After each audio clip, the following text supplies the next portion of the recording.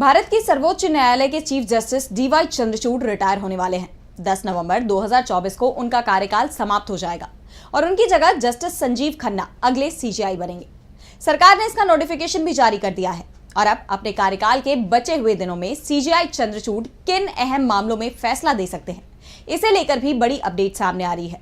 तो किन मामलों में आ सकता है फैसला, जानने के लिए देखिए ये रिपोर्ट। सीजेआई डीवाई चंद्रचूड़ अपनी रिटायरमेंट से पहले कुछ अहम मामलों में सुनवाई करने वाले हैं। प्रमुख तौर पर 5 मामलों में सुनवाई होनी है जिन पर सबकी नजरें टिकी हुई हैं कि जाते जाते क्या बड़ा फैसला सुनाने वाले हैं जस्टिस चंद्रचूड़। इनमें सबसे पहला केस मदरसा एक्ट से जुड़ा हुआ है। सुप्रीम कोर्ट ने मामले में इलाहाबाद हाईकोर्ट के फैसले को चुनौती देने वाली याचिका पर अपना फैसला पहले ही सुरक्षित रख लिया है। इलाहाबाद हाईकोर्ट ने उत्तर प्रदेश मदरसा शिक्षा बोर्ड अधिनियम 2004 को असंवैधानिक घोषित किया था। मामले पर सुनवाई के दौरान सीजेआई ने कहा था कि धर्मनिरपेक्षता का अर्थ है जियो और जीने दो। इस सूची में अब अगला केस एएमयू का माइनॉरिटी स्टेटस है। मामले में सुनवाई के बाद एएमयू के अल्पसंख्यक संस्थान के दर्जे को बरकरार रखा जाना चाहिए या नहीं, इस पर फैसला सुरक्षित रख लिया गया है। और अब अगला केस संपत्ति के पुनर्वितरण से जुड़ा है।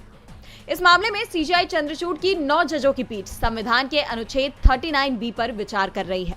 इसके साथ ही CJI Chandrachud LMV licence case में भी फैसला सुना सकते हैं। मामले में विवाद ये है कि लाइटर मोटर व्हीकल के लाइसेंस धारकों को 7500 किलोग्राम से ज्यादा वजन वाले लाइट मोटर व्हीकल क्लास के परिवहन वाहन को चलाने की इजाजत है या नहीं।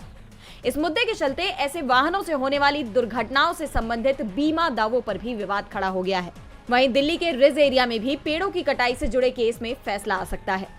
कोर्ट के आदेश का उल्लंघन करते हुए दिल्ली के रिज एरिया में पेड़ों की अवैध कटाई हुई है। मामले में दिल्ली के उपराज्यपाल पर भी सवाल खड़े हो गए हैं। सीजेआई चंद्रचूड़ के पास इन मामलों में फैसला देने के लिए महज 5 दिन का वक्त है, क्योंकि फिलहाल कोर्ट दिवाली की छुट्टियों के कारण बंद है और इसके बाद 9 नवंबर को शनिवार तो 10 नवंबर को रविवार है। ऐसे में सीजेआई के पास केवल 4 नवंबर से 8 नवंबर